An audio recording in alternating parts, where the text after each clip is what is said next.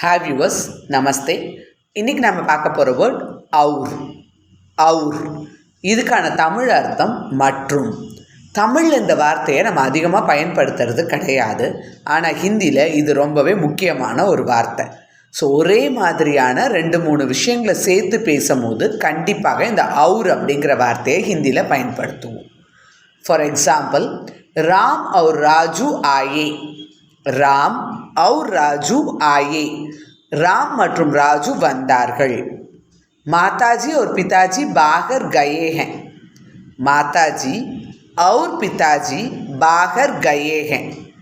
அம்மா மற்றும் அப்பா வெளியே சென்றிருக்கிறார்கள். सेब और आम ताज़ा हैं. सेब और आम ताज़ा हैं.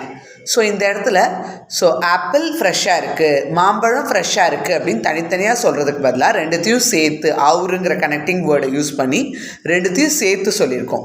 சேப் அவுர் ஆம் தாஜாக, ஆப்பிள் மற்றும் மாம்பழம் ஃப்ரெஷ்ஷாக இருக்கிறது அப்படின்னு சொல்லியிருக்கோம்.